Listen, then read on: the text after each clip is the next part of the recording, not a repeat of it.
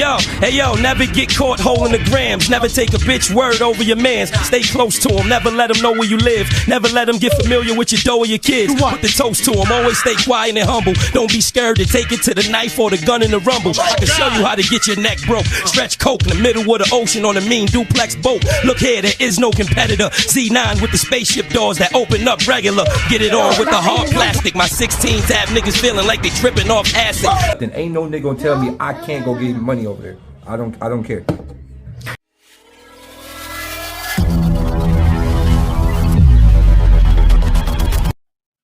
Shout out to SURREALMOOKIE, yo, no doubt.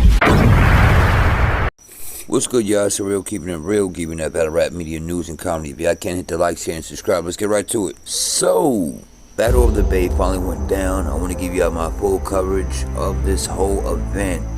So it started out with Forward, the Dev verse Reverse Live. I think it was good back and forth. Honestly, a lot of jokes. I did like Dev's bars more, but Reverse is, you know, he did pretty good too. Honestly, now a lot of these battles, it's very important to watch it twice to get a full understanding. But the first take, I gave it to Dev. I wouldn't be mad if y'all decided Reverse Live won based off his material. But me personally, Dev had a better delivery for me. So I gave him the win 2-1. The next battle was Elpis's and Nestle. Well, honestly, both of them, they were rapping. They gave you more of the King of the Dot field. Honestly, they had a lot of funny jokes and stuff like that. And not so many, like, you know, drug bars, street bars, stuff like that, anything hood-wise. It was more like I said, King of the Dot jokes, and back and forth was alright.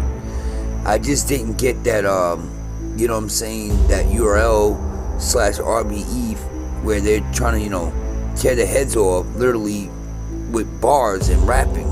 You get what I'm saying? It wasn't nothing like that, competitive like that. King of the Dot jokes, but that crowd was really into the jokes. I don't know if people seen that, like the battle rappers seen that and took advantage of it, like, yo, you know what, I'm a joke a lot, or, you know, rebuttal, and when I rebuttal, it's gonna be more, you know, jokes. But it definitely was jokes like the first 3 or 4 battles. I'm dead serious, until we got to like Carter Dean on that level. That's when it started, you know, started being more lyrical, more understanding, more, you know what I'm saying, battle rap, should I say. But I gave it to Nestle. I liked his material, but then again, you have to watch it again, especially if you're gonna you know what I'm saying, judge it. But off the first take, I gave it to Nestle. The next battle, it was Caustic versus Coleslaw. I don't even know. Coleslaw. That was dreadful. I mean, she brought her dad, and the way he, man, God, he degraded her. He called her all kinds of stuff right in front of the Pops. The Pops obviously knows his battle rap. They even had an interview with the dude. Rome did. Regardless, man, that was a 3-0. Oh, God, I don't know where they got her from or thought that was even a challenge, but man, it was like rated R versus PG. It was like, she looked like Alice in Wonderland. Like, seriously, I don't know what made her dress like that in a battle rap ring on top of her. Like, she knew he was going to kill her in every single way with rapping. Like, oh my God, that was probably a dreadful battle. One of the most that I've seen in a long time. One-sided. The next battle, ATM versus Old Solo. Now, this is a funny one. Just alone, Old Solo comes out with a draw board. Okay, draws like stick figure characters, and he starts off with the 1, nigga bring 3, nigga. And that right there alone, the star power and him joking, that was definitely his league. I gave it to him just because he's funny. And just him rapping alone just sounds funny. Then he got like an accent, and then it just makes it even more funnier. Then his face be like serious. I gave it to him. The other guy, I don't know what this guy was rapping. I'm dead serious. Like, he could have won this if he was more direct. But he tried to use O Solo's like famous line, and it just didn't go nowhere. It didn't land. It wasn't enough. I gave it to O Solo 3-0 just off of, you know, what he does. Do I want to see him battle again? Sure, why not? I mean, he did say in the interview with Roan, like, if he had better competition, like, you know, Carter Deem or somebody like that, he would have, you know, prepared more with bars and stuff like that. But he had bars, it just wasn't competitive bars. It was more like jokes. And then O Solo, knowing that it's like a kind of like a, you know, king of the dot field, he knew how to write his material in that atmosphere, so it worked for him in Oakland. So salute to him. I wouldn't mind seeing him. Next battle, Carter Dean versus Dirtbag Dan. It wasn't a bad back and forth. Actually, Dirtbag Dan is really lyrical. He's nice. His angles though and his material wasn't for Carter Dean. Honestly, I wish he would have changed his material, because he can rap. He really can. It's just that his material wasn't enough for Carter Deem. On top of that, Carter Deem, I don't know if people were paying attention, but when he was rapping, he was kind of like messing up a little bit here and there. But regardless, he was still picking it up, and he was rapping though. His third round was really good. Really good. He definitely got the third. But once again, it was lyrical. A little bit of jokes. Of course, freestyle and rebuttaling. And Carter Deem just showed levels, man. Material wise, it's not gonna be compared to like a, you know, Disaster or Easy or, you know what I'm saying, some gutter stuff. Nah, it's not like that. It's more like lyrical, man. Just like some cannabis lyrical flow, king of the dot style. But it was entertaining. This is when it started picking up a little bit with the event, should I say, because the other three, I would say the first battle was good. The second, it was like, oh my God. Third, it was like, what we doing here? The girl battle with Casco, whatever. Yo, what? Never again. No, hell no. That right there, people. I done seen people say I want my money back, for real. But yeah, I'm glad that this battle happened, because it was starting to, you know, shoot up the rankings of the event. The next battle was B Magic. Okay, B Magic versus Low Pesci. Pretty much B Magic was the old B Magic. He did his thing. He was in that bag. Low Pesci, he can rap. I'm not gonna even decline that. He can rap. It's just the material he had. I don't know. Like 1 minute he was on, you know what I'm saying, a good bar, and then out of nowhere he just jumped off to like some chemistry, gang. He had gang bars, all that stuff. But it just wasn't enough for B Magic. B Magic even said, "You're so damn dumb. You spelled your name wrong. It should be Joe Pesci." You know what I'm saying? So it was. He had a lot of rebuttals. He showed the old B Magic, something that a lot of people need to start booking. This B Magic right here, because he's back in that bag. This was a good look for B Magic. I would say 2-1. I think Homeboy did really good. I just think though he needs to get into a different pocket on what he was rapping and get out of that king of the dot style. Lou Pesci, he needs to get out of that, because he can rap. He just needs new material, new writer, something. I don't know. I guess people rap what they go through, but this right here, I don't know where he was going with it. The next battle, Big K versus, it was Big K versus T-Rex. Now, I'm going to tell you this. T-Rex went first. And let me tell you something. When T-Rex started, and T-Rex, let me tell you, he did his thing on the first round. I actually gave the first round to T-Rex, but then again I have to watch it again. But his material on the first watch, I gave it to T-Rex. Big K, of course, did his thing. He rapped about, Crip, blood, jail that T-Rex did for 2 weeks. He, of course, rehab, all this other stuff.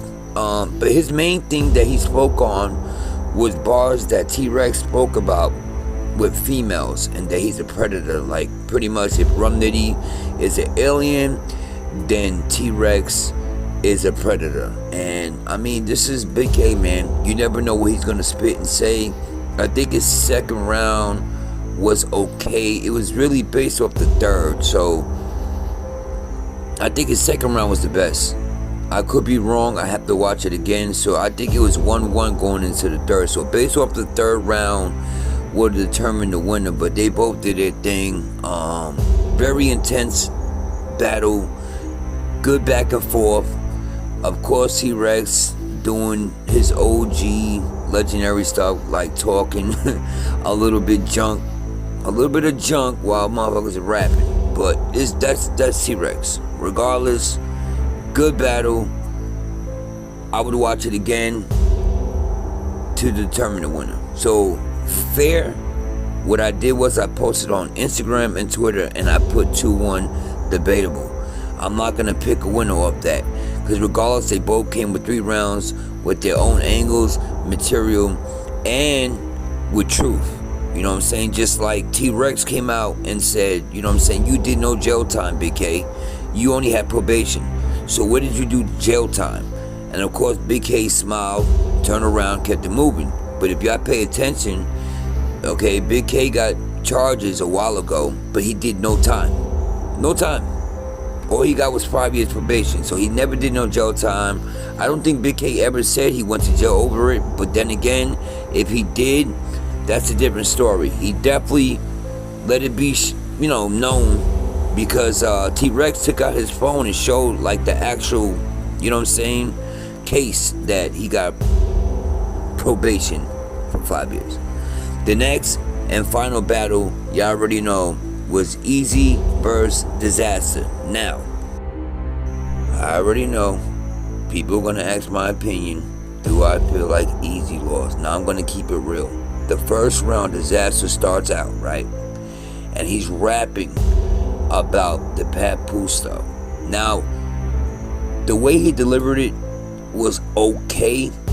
It wasn't that great though. Not like a way that Geechee would.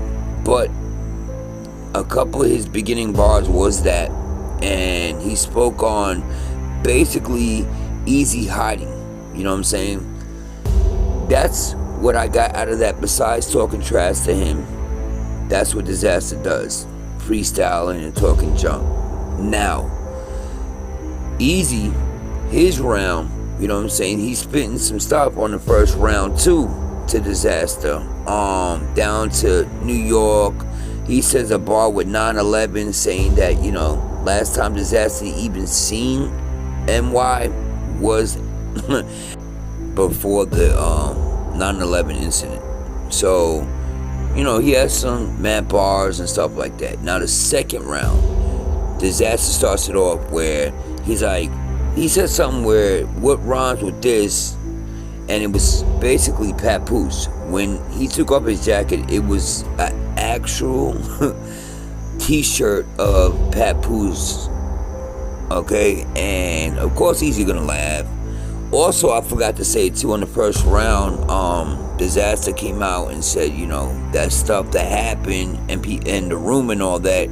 He basically went around Eazy and did his, his slogan, bullshit, bullshit, bullshit. Now, that was funny and that was a good way to start. But the second, like I said, of course he had mixed up Papoose, a little bit bars here and there.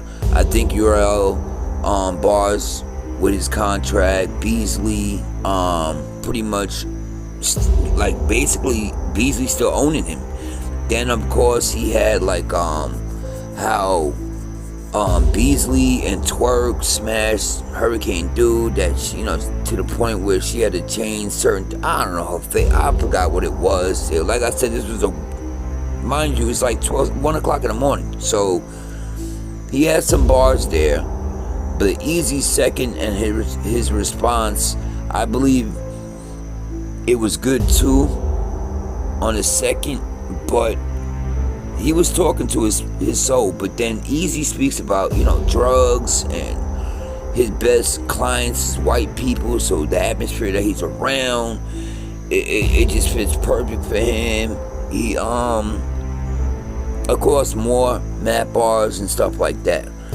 Now, the third round, you know what I'm saying, is where Disaster starts speaking about how ARP tried to take T-Rex off his card, like pretty much buy him, I don't know, kind of like bribe him or buy him out. I don't know what it was. Pretty much get him off the card with the GTX so he can, you know, do the RBE card. So pretty much Disaster felt some type of way and said, basically Eazy and ARP can suck one. You know what I'm saying?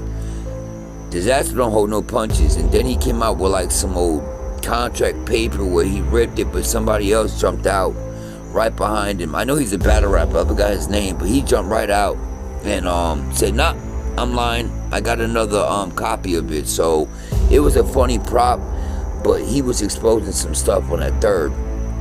Now, he also said how Eazy be calling Remy mama. That, yo, just hilarious. Then you got Eazy, where he spit his stuff, but he was also freestyling. If people paid attention, he was freestyling. But another thing I gotta say though, the second round, Eazy, I felt like he choked up on that second at the end to where he ended the round. He choked up.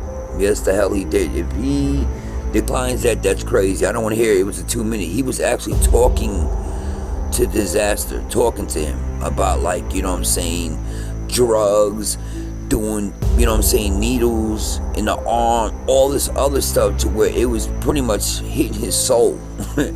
But at the end, he just, I don't know what, but he stopped and was like, nah, go ahead, I'm good.